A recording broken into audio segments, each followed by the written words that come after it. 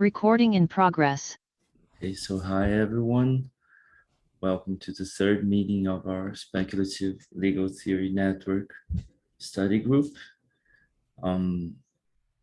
Today we're going to be discussing the article Law as Forest, Ecologic Stories and Spirits in Indigenous Jurisprudence by Professor Kirsten Anker. And we have the great honor of having her here to discuss her work with us so we can go in deep and ask our questions and provide some hopefully useful feedback for our guest. And as we discussed through email, Kirsten is going to start by giving like a brief introduction of her work and the context from which it has appeared, right? It was part of a workshop, right? Um, and also how it influenced her work more broadly and how it emerged from her work more broadly. So yeah, let's give the microphone to Professor Anker. Thank you for joining us. Hi, everyone. I'm so grateful to have this chance to meet with all of you. And big shout out to my buddy Karen, who I see here, and to have a chance to talk about my work. I'm coming to you from Tiohtià:ke, which is the Mohawk name for the territory of Montreal, where I live, and I just want to acknowledge the importance that being here on this territory has had for my work, and maybe we can explore that being grounded in that place and being accepted as a visitor here by the Haudenosaunee people. So yeah, I just wanted to say a little bit to explain the locution of the title, Law As, and I allude briefly to the symposium in the introduction to the piece. So this was a series of symposia organized by Chris Tomlins and a few other people, with the idea that law as ... was posing an alternative to the more conventional, more familiar law and the conjunction of law and society. So Tomlins locates that law and conjunction in originating with the realists, the idea that there could be a sort of distinction between law on the books and law in action that, posits law as a distinct domain of activity that then exists in relation to others, whether that's society, polity, economy, or culture. And so the focus is then on their interactions, whether we think of that in terms of instrumentalism, one affecting the other, their relative autonomy, how they mutually constitute each other, and so on. So it's very functional. How is law working? It's empirical. Law as instead is, well, the ... for a start suggests it's open-ended and non-programmatic. The suggestion of an analogy raises the language of, or the framing of imagination, thinking of law through different lenses. It's adjectival, it's modal, and it's a way to imagine fields together, sort of, instead of in a binary opposition. So the first two conferences are really around legal history. Tomlins is a legal historian. So the first, Theory and Method in Legal History, was the first, and History as an Interface for the Disciplinary Study of Law, the second. And then the second two, there's been four altogether, the second two symposia we're trying to, because there was a sense that there was an emerging, a distinct form of jurisprudence out of this law as approach that they were, they were talking about in terms of being a minor jurisprudence rather than, so if a major jurisprudence was trying to be all-encompassing, totalizing, representing law as a system based on hierarchical relationality, the law of masters. The minor jurisprudence was doing something different. So there was two versions of that. One either as the perpetual critique, so the jurisprudence of rebels and critics, marginals, aliens to law, all these forms of knowledge that would escape this unitary law. So through being plural, through being subversive. And And the historical angle to that was that it's the task of historiographers to recover these minor jurisprudences, these subaltern voices from where they've either been co-opted or repressed. The second vein of minor jurisprudence was more in the sense of being initiatory of something. So not in perpetual critique, but being able to actually found something outside of the major traditions of jurisprudence. So I was kind of playing with that role of both being in critique of conventional major jurisprudence and trying to ground something, as it turns out, literally in the ground. And in his introduction to the volume that I was in, Tomlins notes that some of these law as analogies are like less jarring than others. So, you know, code as law, law as code, law as economy, law as literature, and so on. Kind of works, but law as forest is a little weird. And I guess I was just thinking about that last night. Why is that? I mean, maybe one of the most fundamental binaries in major jurisprudence is the difference between humans and non-humans. And so law as forest kind of, all the other analogies are domains of human activity. So, you know, I was proposing something that confronts that binary and attempts to imagine law and forests within the same domain. So this particular piece, I wrote it during my sabbatical, and it kind of represents a transition point, I guess, in my work. So my initial interest in kind of legal pluralism and thinking through the relationship between state law and Indigenous law came, I was an undergraduate when the Native Title Act came out in Australia, and there was kind of this revolutionary moment where the court recognises a form of land title not in the common law. So for the very mono-juridical legal culture in Australia, this was a bit of a shock. And I began to get interested in this sort of promise of the recognition that the Native Title Act is framed as recognising rights and interests possessed under traditional law. So, excuse me, I have a bit of a cold at the moment. So this promise of recognition that at the same time, the way it was playing out was generating these critiques that there was a mistranslation going on, that this was not the rights and interests, the way they were manifesting in court decisions and through the Native Title Act was a misrepresentation of Indigenous law. I personally wasn't in a position as a settler Australian. I was not in a position to judge that, and I only had access to representations of Indigenous law. So whether this was representations in evidence before the court or representations through ethnographies and other like public statements of Indigenous law. So I kind of was in that realm of speech and discourse, and I felt fairly early on that I could never make a definitive statement about this is a mistranslation or not. But so I was more focused on, well, what are the techniques, what are the mechanisms of courts or other fora for articulating. And this also allowed me to focus on kind of the thing I felt I could take responsibility for, which was the lenses and the language and the presuppositions that my own law was operating under, and then the kind of the straitjacket that was giving for Indigenous law.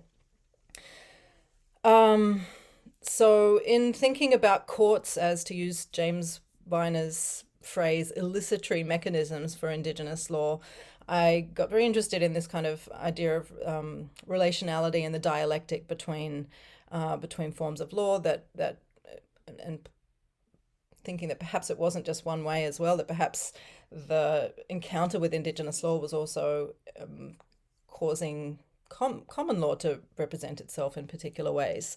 And so that was sort of the focus of my book that came out in 2014. And as one reviewer said, there was something in the kind of staying in the domain of discourse that, and thinking about legal pluralism simply in terms of representation linguistically, that kind of led me towards this, the review used the phrase easy perspectivalism. So from that, I took that he meant it wasn't grounded in anything.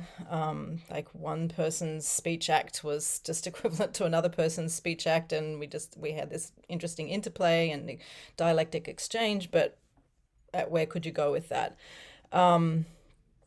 So there's a piece that the book was based on my thesis, and there was in the intervening period, I sort of added some parts to the chapter I did on recognition, where I looked at the work of Brennan Bandar, who in the politics of recognition turns to the body, the role that the body plays, the sort of inescapable materiality of the relations of recognition. And then I posed the question, well, what about the materiality of land?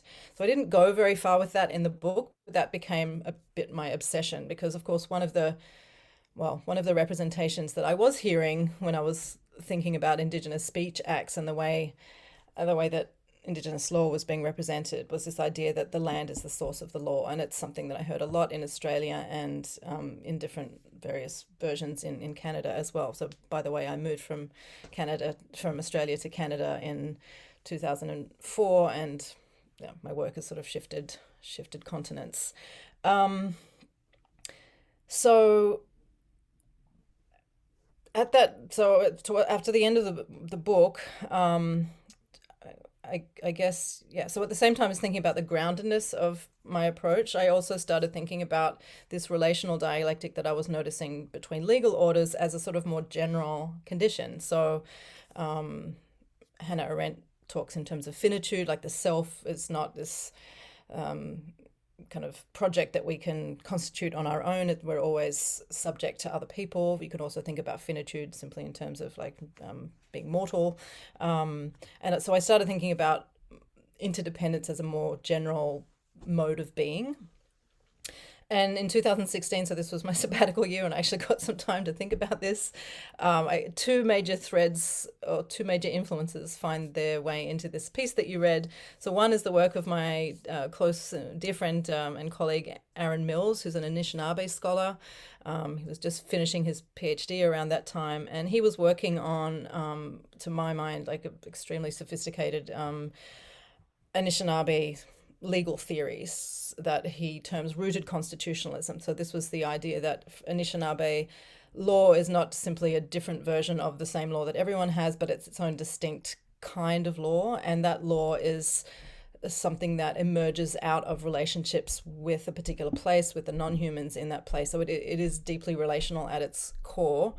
And those relationships are relationships of mutual aid, of interdependence, and this creates a whole different mode of doing law.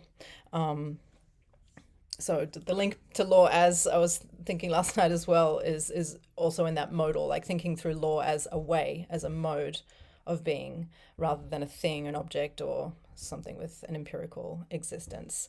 The other thread that worked its way into the piece was I had a chance to audit a class in another faculty at my university with Eduardo Cohn, who's an anthropologist. The class was called Anthropology Beyond the Human, I think. And his wonderful book called How Forests Think actually helped me think through representation itself as something that's not entirely a human faculty and a human capacity. And so his work, heavily based on the semiotics of Charles Peirce, was looking at the way symbolic language, so human language, of which law is a part, obviously, is emergent from a much broader field of semiotics in which life is a form of semiotics, is a form of representation. So, you can think of evolution in terms of a representation of all the kind of ancestral interplays. A bird's wing is a representation of the fluid properties of the air, for instance. So a much, much more capacious understanding of semiotics and representation. I won't go into the kind of complexities of this emergent process, but anyway, those two threads of sort of thinking through constitutionalism as emerging out of relations with place, and then this sort of semiotic theory were finding its way into this piece. And that's where I've been ever since, basically trying to like nut out the, sometimes approaching it from the idea of ecological jurisprudence, like thinking through law in general as having its roots in, is inescapably part of an ecology, however it may pretend otherwise. And I'll just end there and then launch the conversation. I'm really looking forward to it. Thanks so much. I don't want to monopolize, so is there anyone who would like to start to make some comment or ask a question, or even I don't know, some criticism? Why not? Anyone?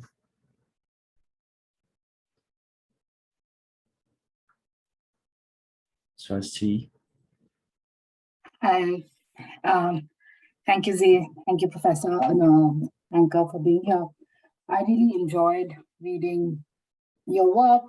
I'm sorry, my camera is not working for some reason, so I just have to do with the black screen.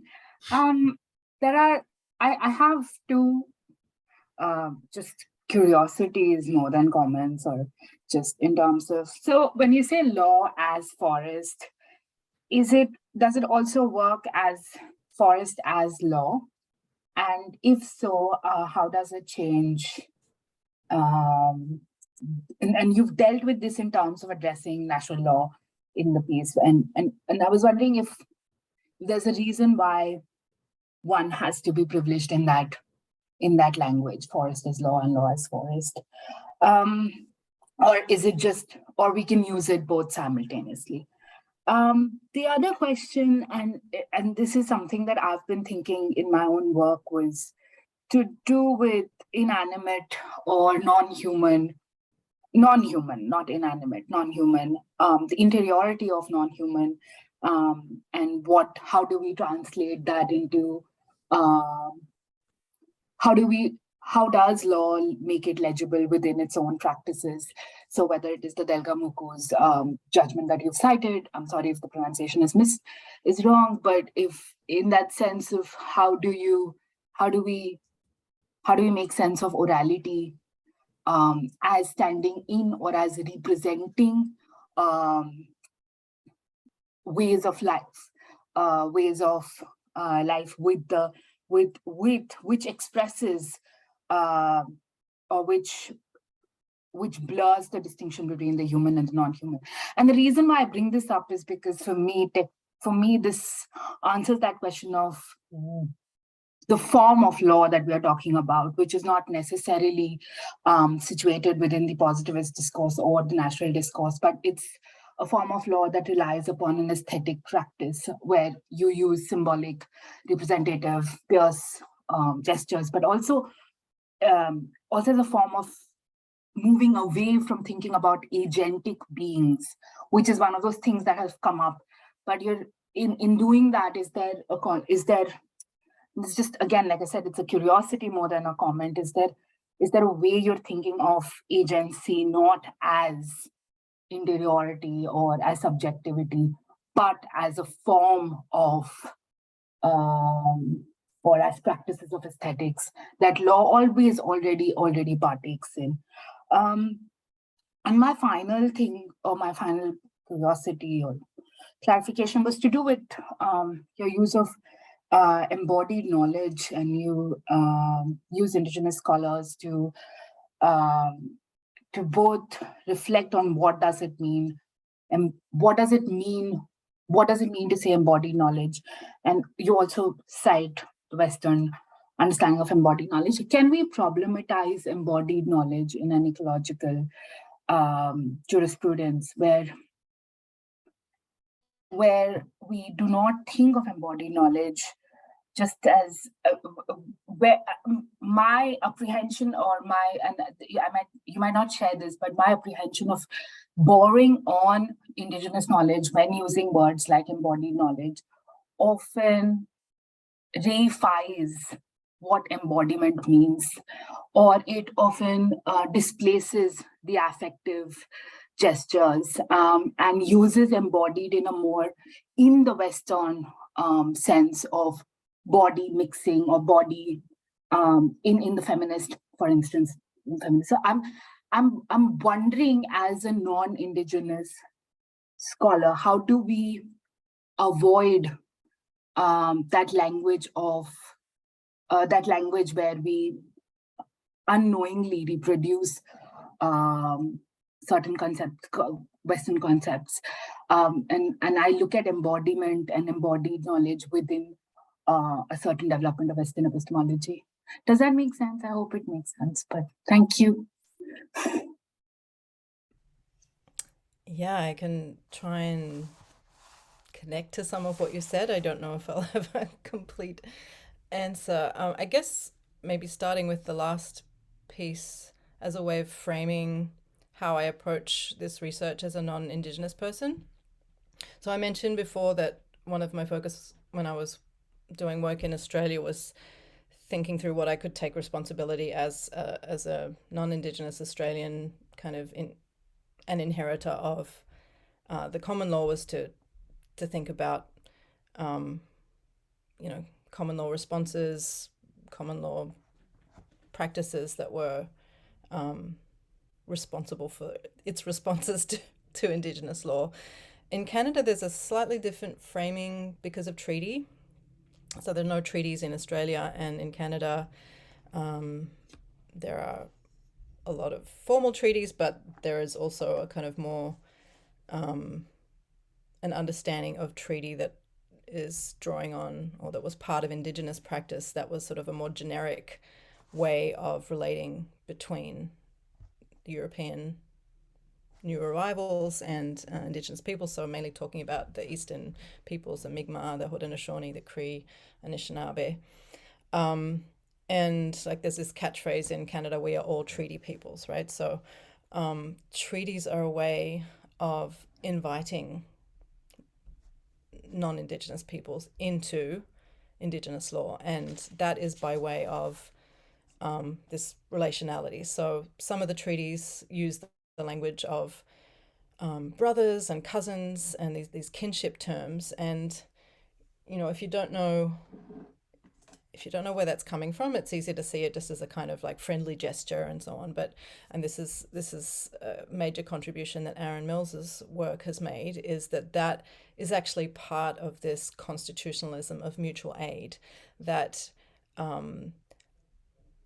people and non-humans are understood as being in kinship relationships, and that you learn about by being in, and the kind of goal of our actions, our legal actions, is to foster those relationships, to enable us all to give in that relation of mutual aid. So to address the English as cousins or as brothers was to name them as having a particular relationship and a particular set of responsibilities that came within that dynamic of mutual aid. So there's already, and the language of invitation is very important to me. So as a recent immigrant, I'm also part of that relationship, and it's kind of my responsibility to understand how Indigenous law informs those treaties, and thus informs, supplies my responsibilities. The other aspect to that is, so it's not like Indigenous law is kind of over there and I'm always foreign to it. I mean, there's certain things that I have not been invited to do or to take on, so particular ceremonial roles or use of artifacts, things like that, but it's like being kind of brought within the family, within the kinship fold. The other aspect that is important is that I think that this understanding of kinship and relationality, although the language is particular, speaks to a kind of ontological reality. So reciprocity, interdependence is, as ecological science, earth science, telling us, we're part of this dynamic system that, you know, in which the separation of humans and non-humans doesn't make sense, and our actions affect everything and vice versa. So although some of the language used to reflect on that is Indigenous, and I feel it's significant that Indigenous law has specifically developed a way of thinking through and speaking about that form of law that's rooted in earth relationships. It's not a way of thinking that belongs to Indigenous people. It's like a property of being on and in and with the earth. So the other thread running through your questions was sort of about reification and legibility, like this sort of translation process that happens, like how can non-human interiority be represented? And so I feel like you almost answered your own question with this, because the problem of legibility in law is presupposing a kind of propositional content to law, that what matters is being able to represent something in kind of factual terms, like this is what Indigenous law is, this is Indigenous property, and we're going to recognize it as title, and so on. And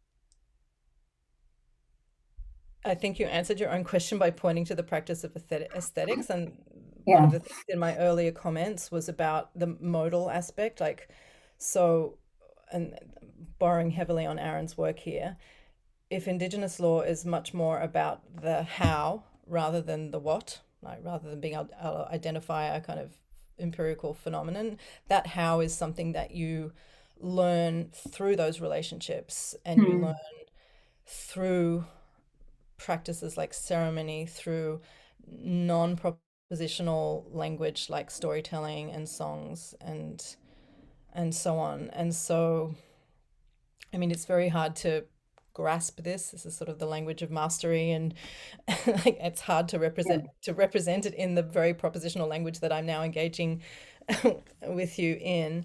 But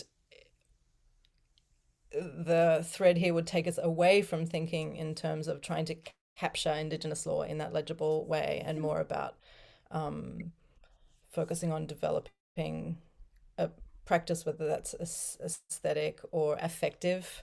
A lot of the ceremonies, so for example, where I live, the Haudenosaunee have a practice that often starts any gathering or can start each new day.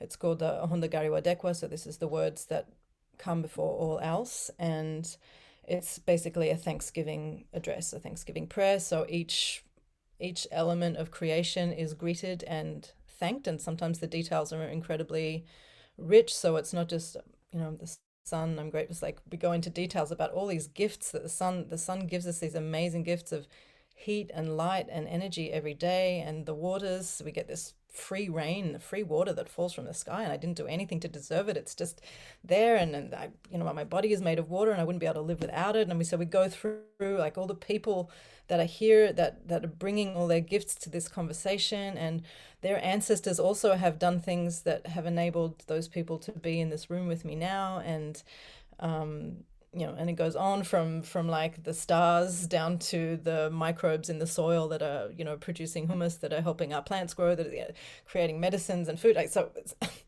and you know, that's important, not just to kind of recognize that we are in these relationships of interdependence. It's also like part of cultivating an affect of gratitude that then kind of is a motivational, like it gives you, like when you're grateful for someone doing something, you want to do something back for them. So it's sort of this generating motor that keeps that constitutionalism going there, that you know, as I'm starting to think about how to unpick all the threads, there's so many threads that start to unravel, because of course it gets to the whole kind of liberal world of individuals and self-interest, and like, and you know, that is like not happening here. This is like how to think about responsibility within. I think that was one of your other Yeah. questions too, about responsibility within relationships, and within embodied relationships. So I probably didn't pick up on all the threads you mentioned. If you want to mention a few more now, we can. I mean, these were that, not questions. These was just way of inviting some of the things that I was thinking about while I was reading. So it isn't. It wasn't supposed to be a question format. It was just a way of thinking with you. I think there is some value in thinking about the representational gesture as a way of thinking about law itself, specifically when law is not when we seek to ground law in cultures outside of the Western context. So what is law, or how is becomes null and void and in place comes how is law, and so therefore legal pluralism becomes an active aesthetic device or a tool to reimagine. So I think that's very useful for my work also. So thank you.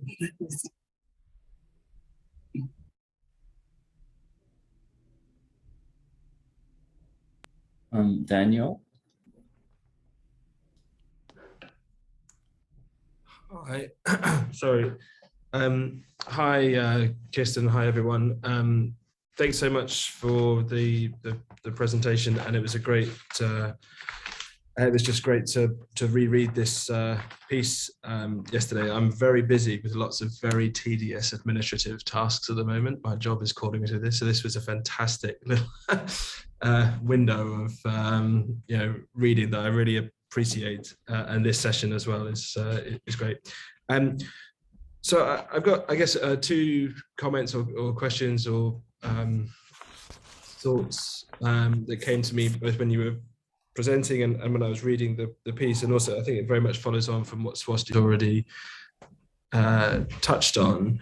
So I suppose the first is that when your opening remarks started by recalling the fact that you're a visitor in the place where you work, and it seems that has sort of two dimensions, in the sense that you're a visitor within a legal context, political, social context, but also, as you were suggesting in your response to Swasti, that perhaps you're a visitor in a deeper ontological sense, that we're all visitors in the place where we inhabit and work, and because we depend upon a set of reciprocities that precede us and exceed us.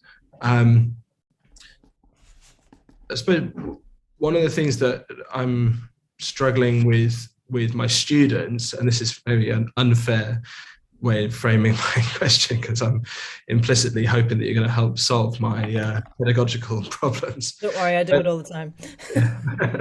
But it's one of the things I'm struggling with my students is when thinking through some of these issues around how to get beyond the coordinates of modern law in relation to ecological, climatological challenges that we face, and the limits that modernist thinking imposes on us.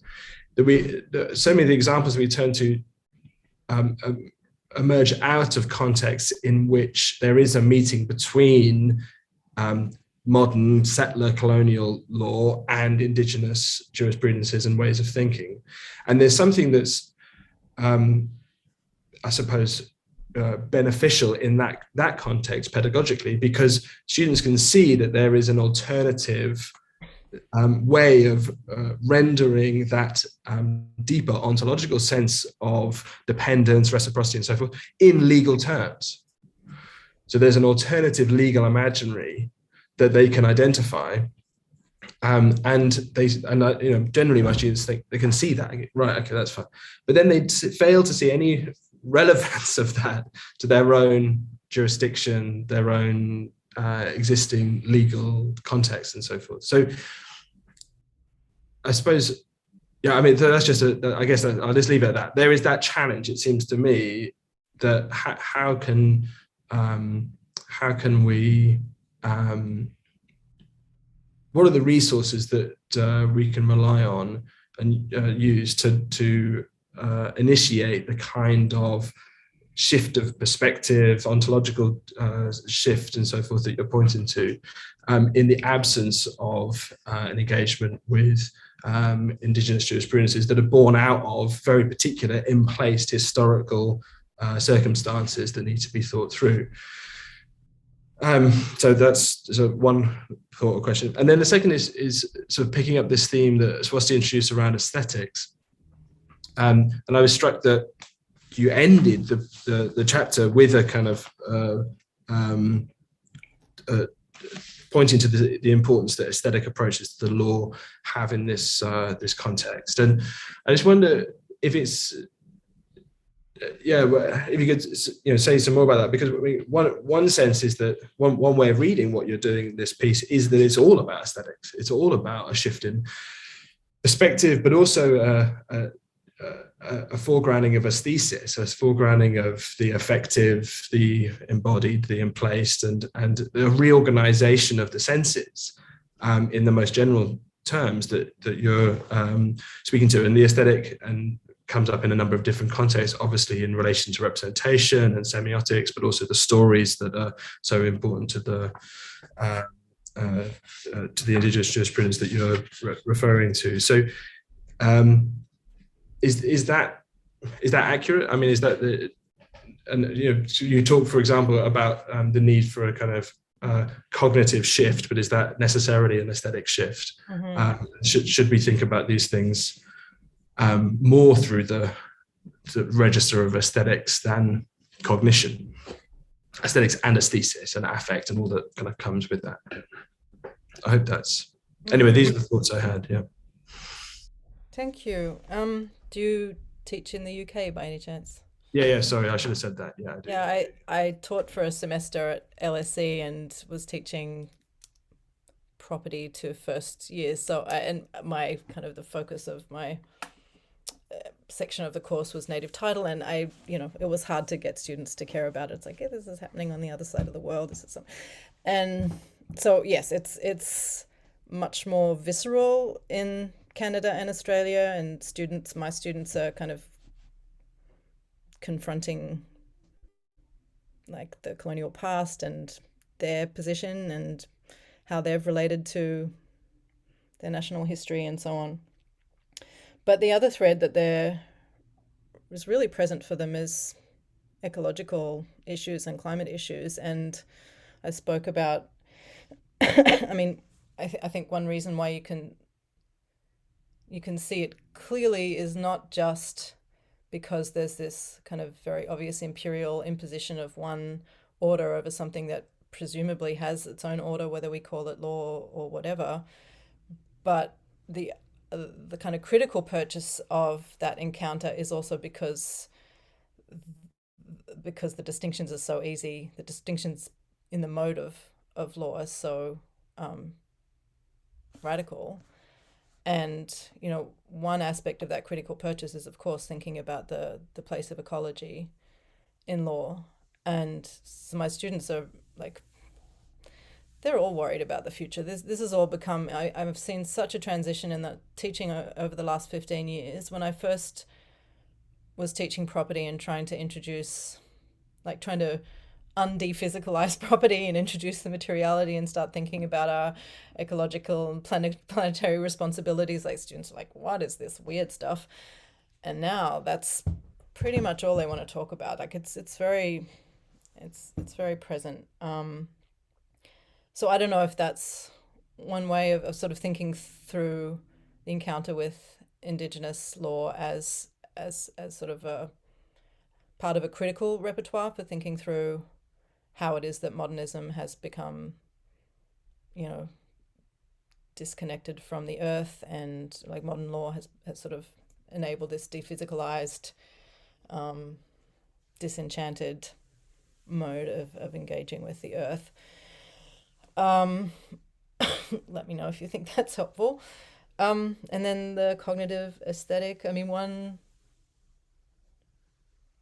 thing that Anishinaabe people and other people in Indigenous people in Canada talk about the self is, and talk about thinking and rationality is in terms of like the medicine wheel and 4 directions. And so the mental, emotional, spiritual, and physical are all sort of part of a whole, and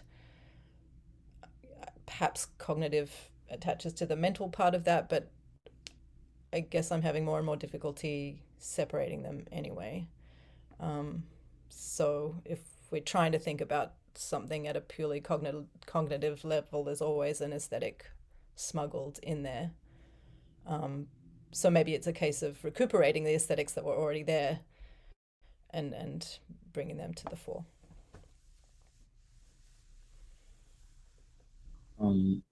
So I was thinking what I was going to bring up here, because I think this is such a rich text, and I was looking at my PDF, and it's like pretty much covered in different colors of highlights.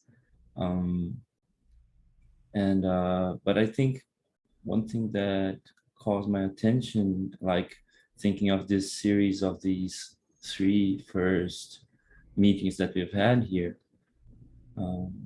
that have been focusing on this ecological and indigenous interface in contemporary legal theory, is that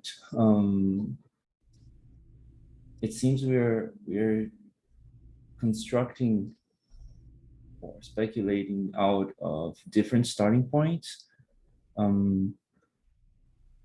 Margaret is inspired somehow by Australian Indigenous thought and reconstructing or producing a kind of a version of that through an interface with new materialist thought and contemporary science. What we were trying to do, what I tried to do in Betania, and we were discussing in the last meeting, is sort of more based on this Amazonian ontology that comes out through either Viveiros de Castro's work or Davi Kopenhauer's book with Bruce Albert, then sort of interface with legal theory through Kelsen, through Carl Schmitt, and then this question of the earth, of the emergence from the earth appears through a different kind of way, and then now your text has like other interfaces, but it has a lot of interface with North American indigenous peoples, and then uses semiotics and anthropology to sort of mediate that, and there's always this, which I think is very close to this like ontological turn style in anthropology of trying to reconstruct indigenous thought through a comparison with our own indigenous European mythology, right? And it's a kind of, I like from ours, and then this seems like different perspectives on legal theory are emerging from different localizations, right? So they're not about, I mean, in our case as academics, they're not as grounded, but they are sort of grounded in different starting points. But at the same time, when you compare them, you start to find a lot of similarities, which is very interesting. I mean, the relation with the earth, the sort of immanence of the other, which I think is quite interesting. And at the same time, you find differences, and you notice those differences through comparison, for example. And then it's also a comparison. It's like it's comparative law in a way, it's international law in a way, and it's comparative mythology as well, which is to say comparative metaphysics, right? For example, I was thinking like when Sky Woman appears, in your paper, when you compare that to the mythology that Carl Schmitt uses to say that law is something from the earth, there is an inversion there. in the sense that in Schmidt's mythical narrative at the beginning of the Nomes of the Earth, there is a Earth Mother that gives birth to a Sky Father, and in Western culture, there is this relation between the sky and the masculine father, and then there you have original Sky Mother, and then she gives birth to an Earth Mother as well, right? So all of those differences, they might seem abstract, but they're certainly going to produce a completely different metaphysical foundation for any kind of nomos or jurisprudence. The jurisprudence that exists in an interface with a certain form of life on Earth, right? And then I think it's important to not simply suppose, sometimes even like with good intention, people think that, all of indigenous people have this kind of uniform, harmonious relation with nature or with the whole of beings. And so we could like find a approach indigenous jurisprudence like it's going to give us a great solution, a legal theory that is going to solve our ecological problem in one big transition from one thing to another. But rather what starts to appear is kind of a network of different jurisprudences which can only be compared and considered as versions of one another. It feels to me like legal theory itself and legal practice as well becomes indistinguishable from, as I was saying, from comparative law and from international law. It's like all of law becomes comparative and all of law becomes international, in as much as, I don't know if you say this in this text or at some point of declarations of interdependence, but I think it's like that theme of interdependence, where you say at some point that while colonialist settlers were conceiving of their contracts with indigenous people as a voluntary contract between separate sovereign legal systems, the same contract from the perspective of the indigenous people appeared as the negotiation of an already existing interdependence. Hence this title, which I think is very good, Declarations of Interdependence. So it seems like, and this connects a lot to Viveros de Castro's concept of the immanence of the enemy, which deconstructs the whole Schmittian concept of international law and of sovereignty, right? Because you have the enemy, okay, it's not about everything's not peaceful, everything's not harmonious in advance, but the other source of law and source of a world is immanent at the same time. So reality itself is composed of those transitions, of those interfaces between different perspectives. So yeah, I mean, this is not not so much a question, but then a second thing, and this is more of a question and quicker, is the last time when we were discussing with Margaret, one thing that we seemed to reach a sort of a limit was that there is this sort of a diagnosis and a theoretical, philosophical, and jurisprudential elaboration of the idea that nature is normative, that what we used to call nature, or the whole system of human and non-human relations on planet Earth is normative and is legal or nomic in some sense. But then someone asked, like, okay, but, and this is a question that comes up in different contexts. Okay, like we recognize that, and it doesn't even depend on our recognition. Like it's not about recognition. I think the criticism that you do of theories of recognition is quite important in that sense. It is already law. It doesn't matter whether we are able to understand it as law or not, and it is going to have its sanctions, with climate change and all that.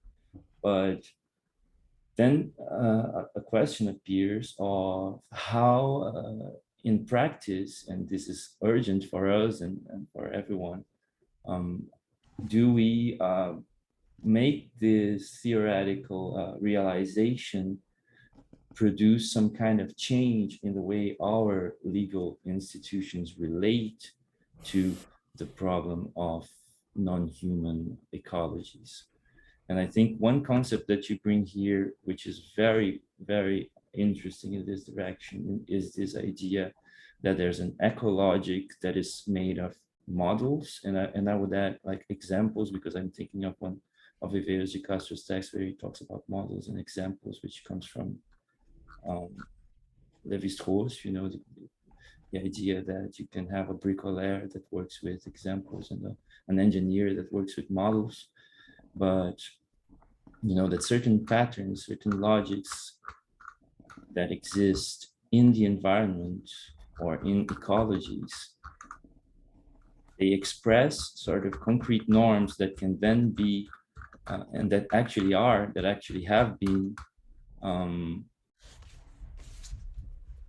extracted in some way by human societies and transformed into norms that can eventually make their way not only into customs or into morality or into everyday practices, but that can actually make their way into law, into maybe jurisprudence and legal decisions. So if you could expand a little bit on how you think that might happen, because we have, like, for example, the origin of maple syrup, right? That there's an observation of the squirrel, and then there's a concrete norm that is expressed by the squirrel, and then it becomes a human norm. And then there's a bunch of other examples that you give. But I wanted to know maybe more concretely, how do you think we could imagine, if you have any answer to that? I know it's not easy to answer that abstractly, but what kind of transformation could happen in what we traditionally understand as legal practice, in order for those laws or those norms, legal norms that emanate from ecology, can become effective sources of legal decisions and of policy in some way. Yeah, so I guess that was it. Thank you. There's so much in that. And I have a question for you at the end, so remind me to ask it if I forget. So you want me to be the kind of visionary who like programmatically plans out our institutional revolution? I can't do that. I mean, so just what came to mind as you were saying that last piece was a Mohawk woman from the local community here who features in a documentary about membership, which is a very fraught issue in this community. There's like a law that if you marry someone outside the community, you have to leave, because there's it's super complex. Anyway, she ends up falling in love with a non-Indigenous person and features in this documentary because of the issues that creates for her family. And she now runs a catering business that works with Haudenosaunee traditional foods as the basis of the menu. And she comes to speak to a field course that we run with students. And so students are asking her these like questions about, well, so how do you feel about the membership policy, and what do you think the community should do, and she just says, I want to feed everyone good food. I sort of feel like that's a bit like, I can't think in these kind of top-down programmatic ways. I just want to take care of the relation, so I guess in terms of vision for how to move forward, strategies, I hate that language, but that resonate with feeding everyone good food might come in the form of very localized forms of action.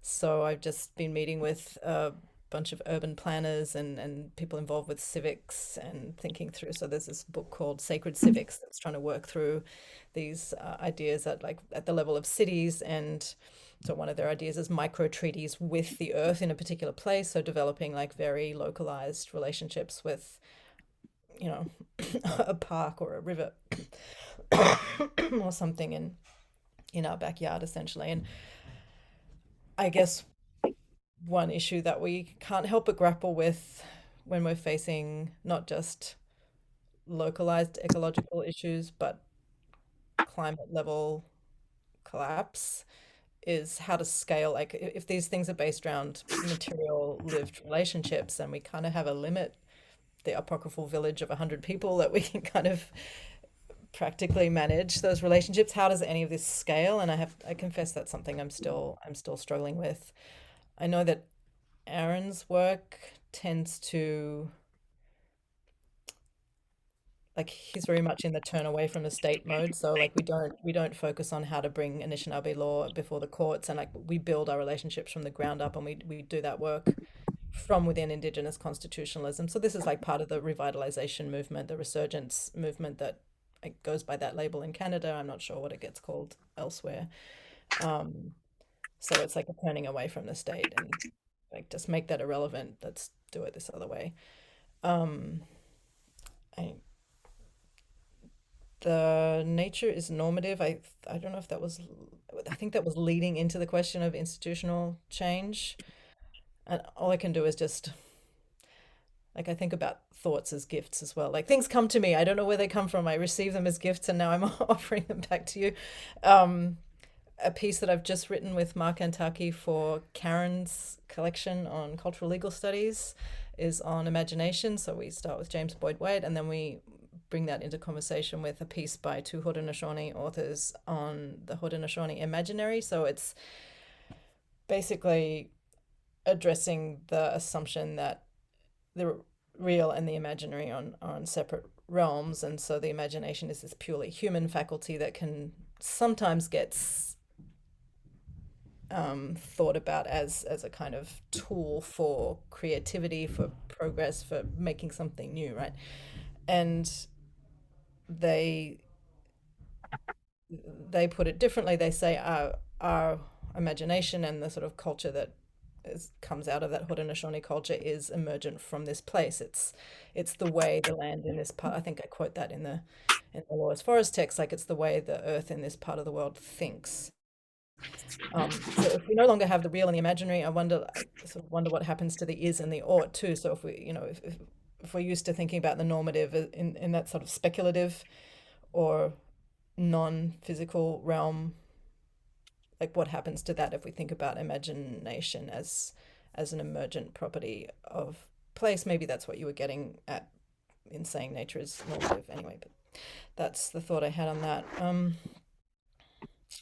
I'm moving backwards through your comments. um, hmm. I can't remember exactly what it was that you said that prompted this thought, but I think it was something about like in the comparative exercise and the legal, like the legal pluralism that is framing that there's something almost, this is what I wrote down, it kind of comes through in the piece that I wrote for the collection in pursuit of pluralist jurisprudence, where there's kind of an, if you follow the path of legal pluralism to thinking through taking Indigenous law on its own terms, it almost ends up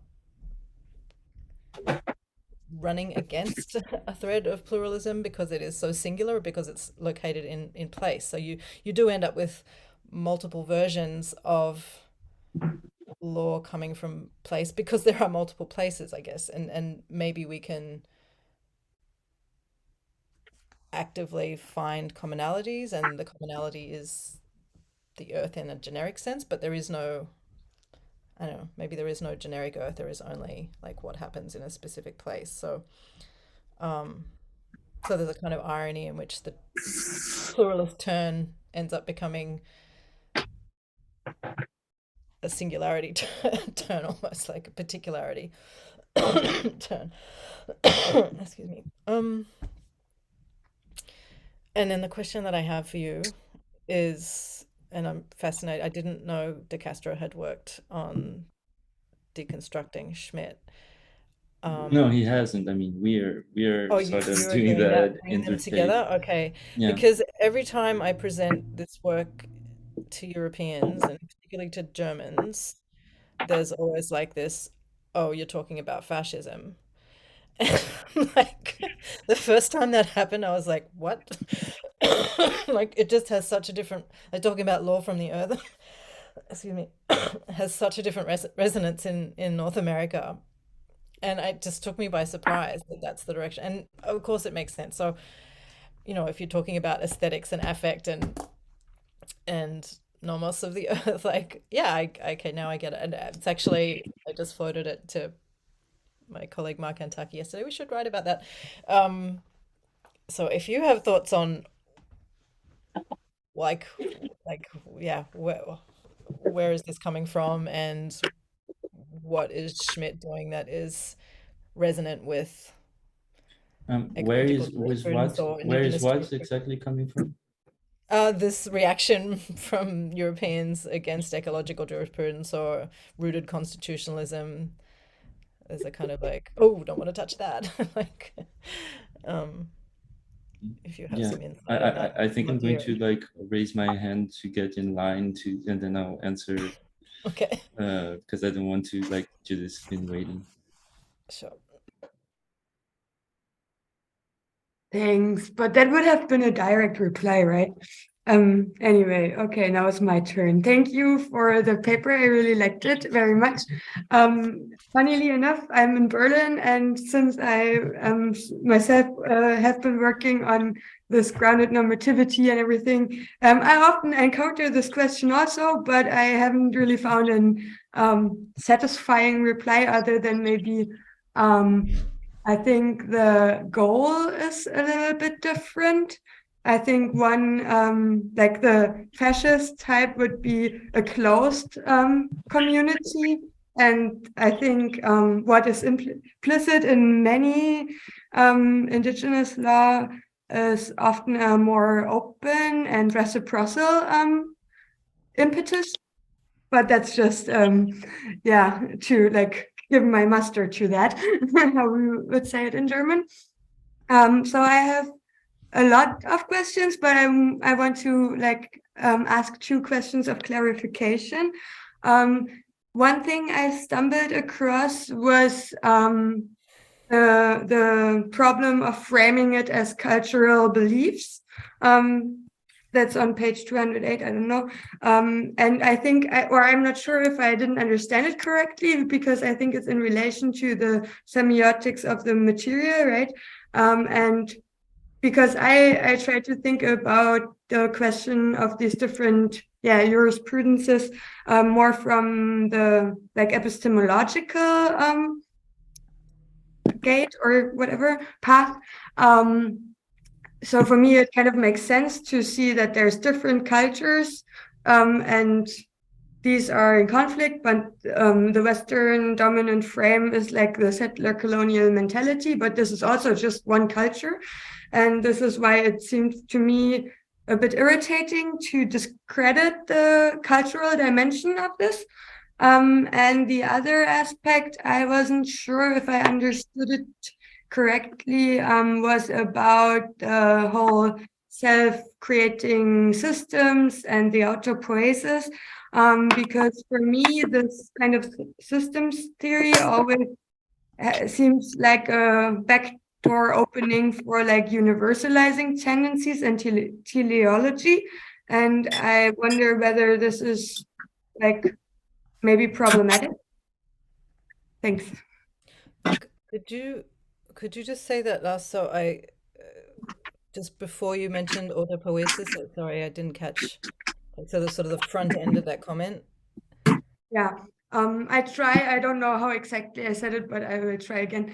So the idea of these self-organizing systems or self-creating, like the tornado example, right? This seems to rely very much on autopoietic, like this idea of those systems generating themselves. To me, it always has this like implicit movement towards a goal, but maybe that's also my like European socialization that like reads that into it. But for me, that was always a moment I was dissatisfied with the autopoiesis approach, that it seemed to have like this vector for a universalizing or teleological narrative. I hope it was a little bit clearer. Thank you. And thank you for the comments about Schmidt. Of course, the friend enemy thing is another, maybe that's part of the closed community, and you know, an equivalent in this logic of reciprocity would be there's your relations. Actually, I was just reading a piece by Colin Scott where the categories were like relations and then different kinds of relations within that, kin and strangers, like, so they're just no relations, and then this category of the Wendigo, or this person who's acting like a bad relative. So this is the dangerous person, this is the evil spirit, this is the boogeyman, this is like, and you know, contemporary resource capitalism could be seen as like a modern Wendigo because it's someone who's known to them but acting like a bad relative. Anyway, okay, the cultural belief piece. So this, I mean, I get why that's appealing to you, and thinking through like contrasting epistemologies and mentalities. I think the way in which I would critique that, and I'm drawing on, you know, a bunch of anthropologists in the post-humanism and turn, is just a caution that not be thought of as this kind of human imaginative layer that is simply a lens on which we look at the real world, which otherwise has this kind of objective existence. So one example of that comes to mind is the work done by Mario Blazer with the Innu in northeastern Canada, and a series of studies around the caribou. So there's this like conflict over the best way to manage the caribou populations who are endangered. And so, you know, one idea would be, okay, the caribou are just, they're real creatures and they live in their real habitat, and then the scientists and the government on the one hand and the Innu have just different cultural understandings of the significance of those caribou and the best way to go about ensuring their survival. But the caribou themselves are real. And so he kind of brings in the ideas, like, I guess it's part of this way of thinking that our imaginations and our culture are emergent from these material relationships.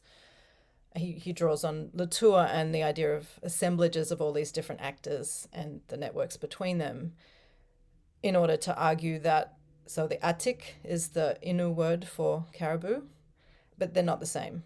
And they're not the same just in a kind of imaginative or cultural sense. They're not the same because they are coming out of a very different assemblage. So for caribou, it is an assemblage of, you know, Linnaean taxonomy and species, like they're mammals and they, you know, they fit within this taxonomy.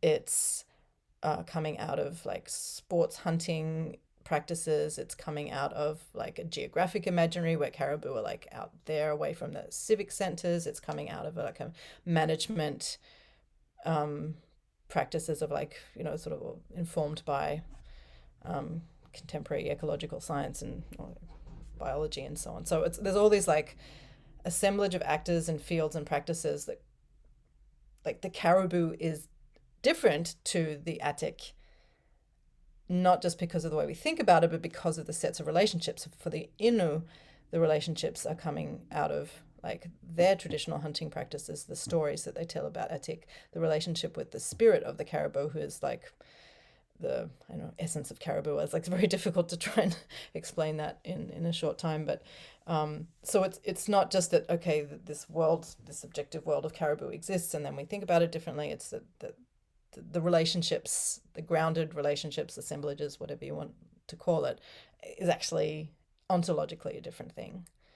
So it's that ontological turn in anthropology and so on, like saying the actual world that these people are living in is different. It's not that the world is there and they think about it differently. The world itself is different. because of the different relationships that they cultivate.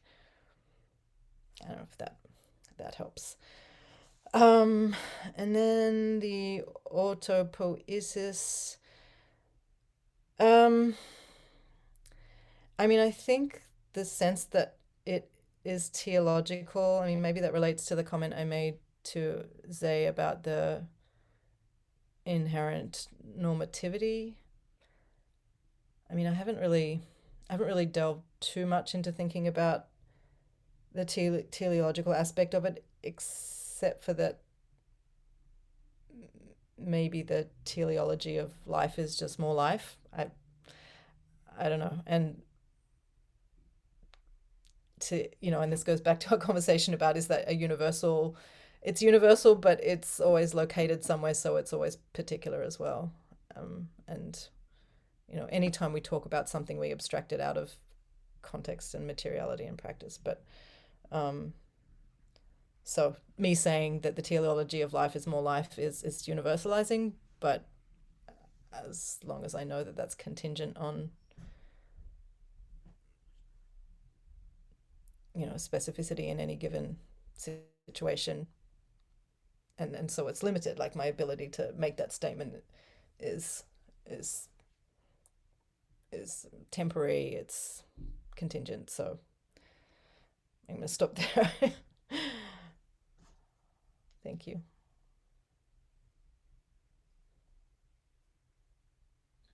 Akshay? Yeah. Hi, Professor. Thank you very much for the talk and the paper. Very inspiring. I found a lot of things interesting, but I would write an email to you what I find interesting, but this is my question. The question is, I mean, when I see this semiotics in the law, what is not mentioned, or what is, I mean, the question is like, semiotics came up after there was a long Inquisition style iconoclasm on the language divinity in the last 300-400 years. And after Inquisition style iconoclasm, whatever was remaining useful, and that was framed in the language of emerging linguistics in the later part of 1850s, then that became semiotics. My question is, can we go deeper? We, in the sense, those who study in the university, not by any race or whatever, those who study in the university, can we go deeper into the canons of indigenous thought, and maybe find a research gap there, and we fill it? So, I mean, can we take the conversation forward this way, rather than trying to find what is useful from the other side, and trying to expand the knowledge of which is part of the university? That is my question. And I have a comment I would like to add.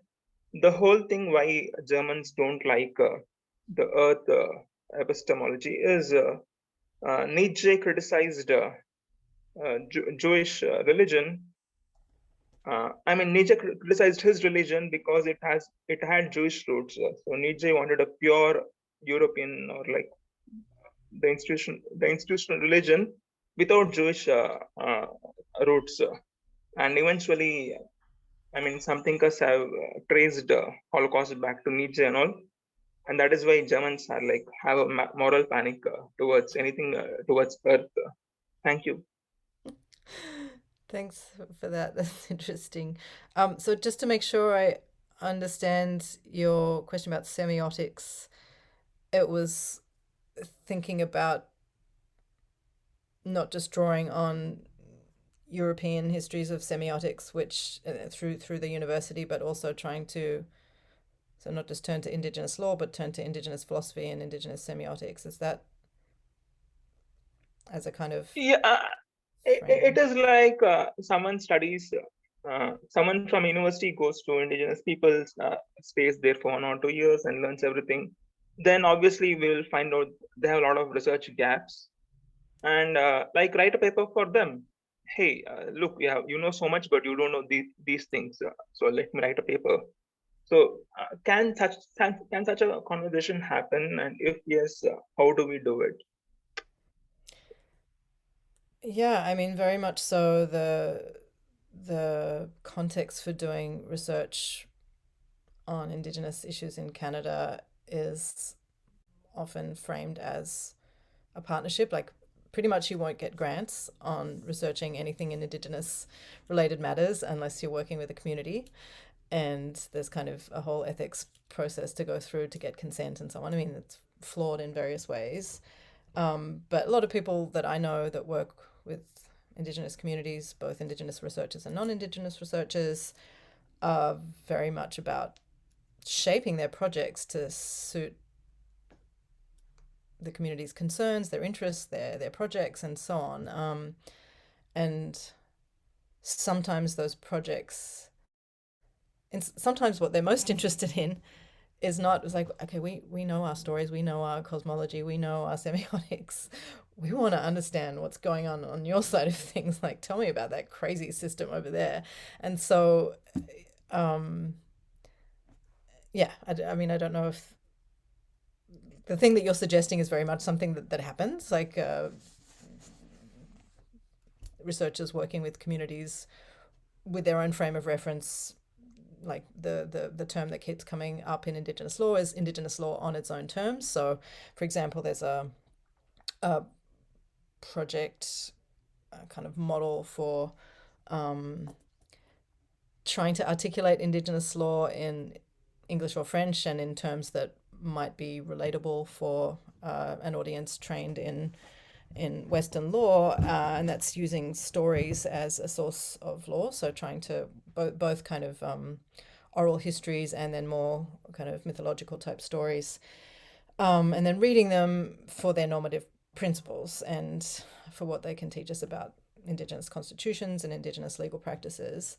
And there are some critiques of this translation method as well, but the practice of doing that largely involves sending a student out to a community for a couple of summers, and the community will have decided, okay, well, we're really interested in developing some law on youth protection or family law, and we'd like you to help us.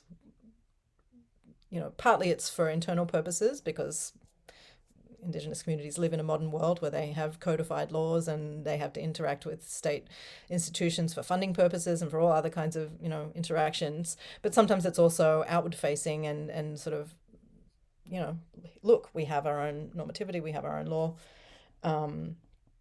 And so those projects of doing that translating work are happening for these very concrete projects that Indigenous communities are driving themselves. So I don't know if that answers your question. You can let me know. Yeah, thank you very much. I got it. So to go back to Kirsten's question, and it connects to something else that I wanted to discuss. So why is there such a resistance to law coming from the earth in Germany or in Europe? And I don't even know if only there. I mean, probably particularly there, I mean, for historical reasons, which are obvious to anyone. But I think in other places, there is an association between this idea of law as something that comes from the earth and from specific people. And I think that is not, I don't think it's for no reason. I think there is, in a way, good reason for that, because there are versions of that which are dangerous and which are actually, which could develop into fascist or nationalist or reactionary, not only theories but practices of law. Okay, and then I think one of the great, and I think that for me at least, to do that, I think sometimes people prefer to construct this earth jurisprudence through other means than Schmidt, though I think he's, I mean, obviously the great figure in the 20th century legal theory canon to construct such a concept of law, precisely as a way to distance yourself from this possibility of a fascist becoming of Earth law. But to me, to engage directly with Schmitt is precisely a way to have a conscious engagement with those dangers rather than trying to act like they're not there, because then I think you might end up repeating, the same mistakes if you don't consider them consciously. And then in that process, of trying to deconstruct Schmitt or trying to produce a different way of thinking of nomos as something that is somehow from the earth, there are some key turning points that can be articulated. One of them I think you do articulate quite well at some point, which is that when you do this reactionary move against the modern way of separating culture and nature, which I think Schmitt is doing, because he does say that he's looking for a concept of nomos that is prior to the distinction between nomos and physis, right? So this theme is already there. But when you try to do it from inside modernity, which is to say in a reactionary perspective in relation to modernity, you might end up maintaining a modern conception of nature to some extent, which is a mononaturalist conception of nature, to use Vives de Castro's term. So if there's only one nature, then there must be only one law, and it must be, cognizable in an absolute way.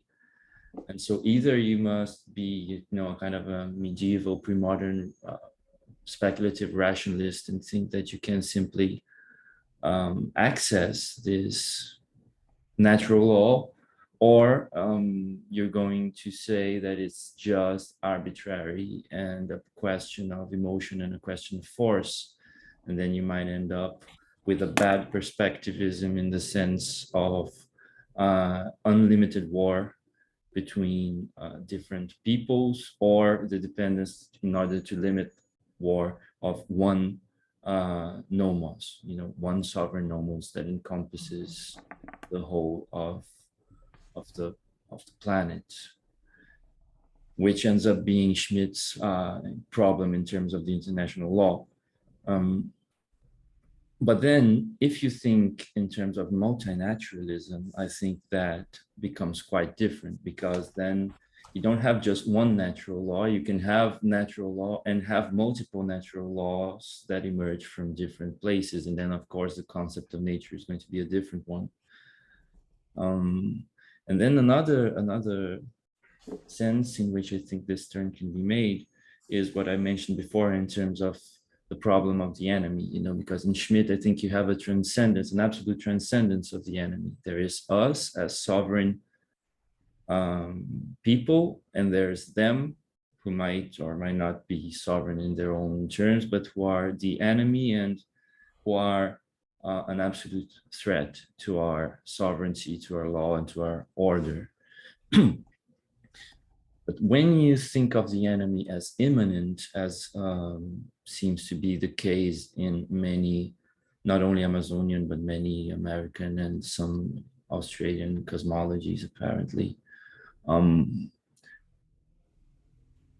you can have a context in which the other is at the same time other but immanent, and then that works as Vives de Castro tries to show, both for different species and for different peoples. I mean, there's not a strict difference between the diplomatic relations that you have with a different human group or a different species altogether. But then, like in different rituals, and especially in Vives de Castro's work with cannibalistic practices, there is this idea that you have to incorporate the enemy, and then not necessarily literal cannibalism, but there's different techniques through which you're going to try to incorporate the other, even in the process of going to war with the other. So this, I think, points to a conception of the relation between those different normativities, which is what I was talking about before in a way. I mean, this idea that you don't have separate sovereign absolute legal systems, and you don't have one overarching absolute legal system. You have a sort of multiplicity and immanence of different singular legal systems. So even this question that you were drawing there of singular versus multiple, I think that's, at least in the Deleuzian terms that I tend to think for those things, I think they're not excluding. I mean, I think singularity and multiplicity are conditioned by one another. You can't have one without the other in a way. And then everything becomes a kind of negotiation between those different perspectives. And that to me is in a way what you do when you talk about law as forest. And then like what I wanted to what I was already thinking, and which I think is kind of an answer to your question, is how in this paper you're talking about the law as something that comes from the earth most of the time, a lot of the time, but at the same time, the main point is that law is a forest, and that is already quite different, right? And even in the sense that, you know, Schmidt talks about law as something from the earth, and I think he would not be able to think about law as something like a forest, because his own mythology is about drawing borders and cultivating the land, working on the land and making it produce something, right? And then this is human labor over a ordered piece of appropriated, taken territory. And then I think Schmidt would probably say that the forest is not capable of nomos in the same way that the sea is not capable of nomos, because it's not capable of consolidating concrete norms. You know, he talks about, you know, crops and bridges and fences as concrete consolidations of norms that are going to enter into kind of a feedback with a human way of life. And then you have a coincidence of order and orientation, which is a nomos. And then a forest wouldn't have a nomos. And as you mentioned somewhere, it might appear as an obstacle to where you would be able to have a nomos, because, you know, before dividing the land and working on it and making crops and producing through human labor, you would have to first take out all of the forest. And that's a very contemporary theme here in Brazil. There is a confrontation between those different conceptions of the nomos, and the idea that, you know, there is no right to the land or no right to the forest in the part of indigenous peoples, because they are not working, because they're not producing. There's a whole mythology, a whole ideology that is based on that difference.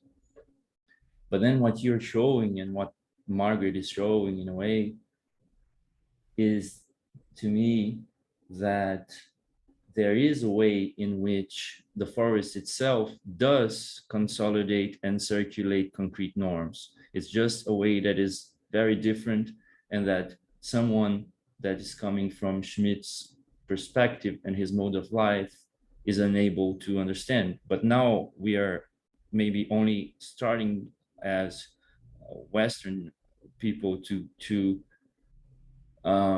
get the necessary tools to be able to understand that there is a nomos of the forest, and that the forest does consolidate concrete norms. But the difference is, I think, that there isn't this unilateral relation between humanity or a people and nature as a whole, as this background that through human labor would construct norms. You know, norms are already circulating and constructing the very possibility of the forest, and then different Well, human one way of peoples have sorry. different ways to relate to that.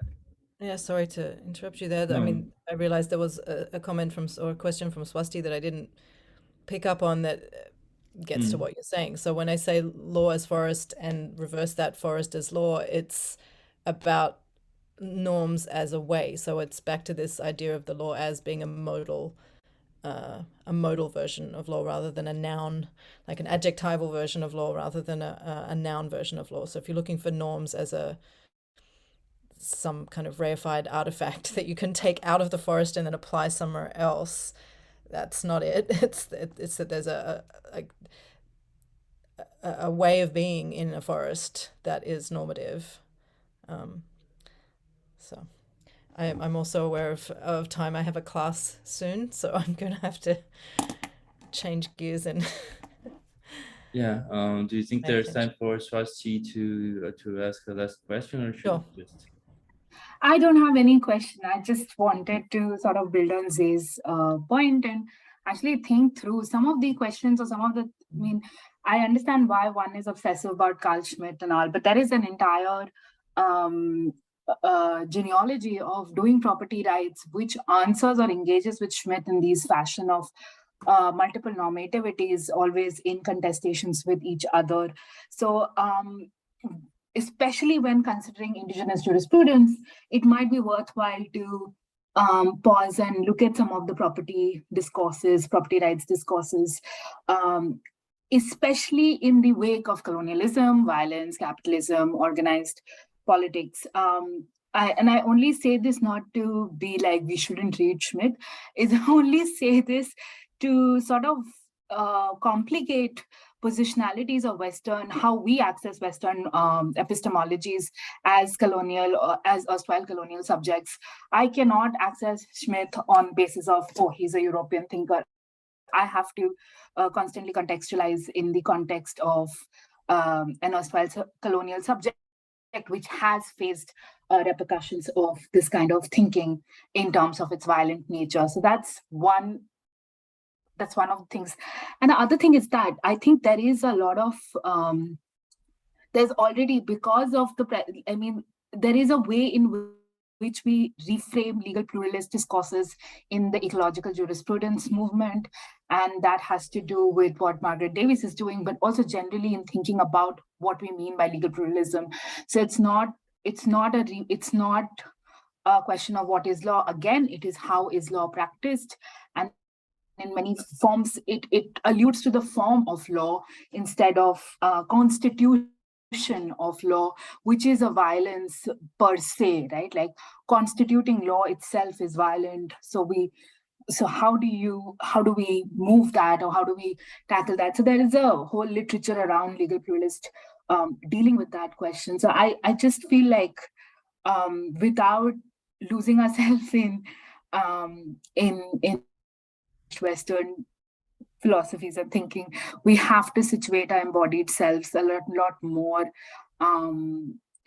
either as people who are doing indigenous legal work or are based in worlds which is between them. And I bring this up only because a lot of Professor Anker's work is rooted in anthropology.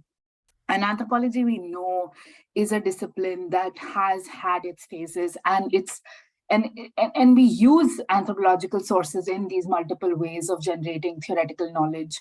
So at all times, I would feel that in generating knowledge through anthropological resources, we might have to be a lot more skeptical. And I say this for both. I say this for myself more than anything, is that we might have to be more skeptical about who we are in doing that, or in positioning ourselves in doing that. And I think that is a way of grounding law itself. So as interlocutors, academics, scholars, activists, grounding oneself even while we are doing theory is grounding in that earth jurisprudence kinds of way. That's what I take. So for me, speculation is precisely how much can we do this work and how much can we push it? Yeah. So, but thank you. This was a very important conversation to have. Thank you, everyone. Yeah, just before closing, I just wanted to answer quickly to something that Kirsten said, that I think one important, I mean, I'm talking about concrete laws and maybe make concrete norms, and maybe it sounds like something more akin to what we usually consider as norms, but I think it's precisely important to distinguish them from abstract norm in the sense that it's something that you could simply transfer somewhere else. I mean, I completely agree that, I mean, if there, I think there is a transference in a way, but that's the difference between models and examples that I was talking about. I mean, in the case of the squirrel, for example, it's an example, but then the norm that is reproduced is already not the same. I mean, you're not a squirrel, but you're somehow drawing from there, and there is a normative transference that goes on there. But at the same time, this particular relation and the whole network of relations seems to have, you know, an order and an orientation, you know, in the sense that there is an existing autopoietic system there, and it's also dynamic. It's not static, it's going somewhere, maybe to the reproduction of life, as you were saying. So in that sense, there is a nomos of the forest, but it's already something completely different, either from modern legal theory, where you can just abstract the norms and make them into a system, or this kind of Schmittian earth. Yeah, but then I would like to continue discussing about like whether we should abandon the idea of the earth and just move on to forest and not talk about earth, but that's something that we're going to have to discuss at a different moment, right? Because I think that's still, both things are still there together, right? But yeah, we have to finish, right? So actually saying, can I please wait? Do you think you could like say it really quickly, or do you think we could? Is it after the meet? After the after meet. the Thank meeting? you. Yeah. Okay. So yeah, we're going to stop recording and say thank you so much to Professor Kirsten Anker. I hope we can keep, you know, in touch in some way and keep exchanging with our common interests. And yeah, thanks so much. This was so so productive for us. And soon we're going to upload this on YouTube, and then I'm going to send it around in case you want to show it to anyone or use it. And yeah, that's it. Thanks everyone. We're going to keep the meeting open so we can discuss like further developments, but please feel free to go prepare for your next commitment. Thanks so much for the invitation. I really appreciate it. Thanks.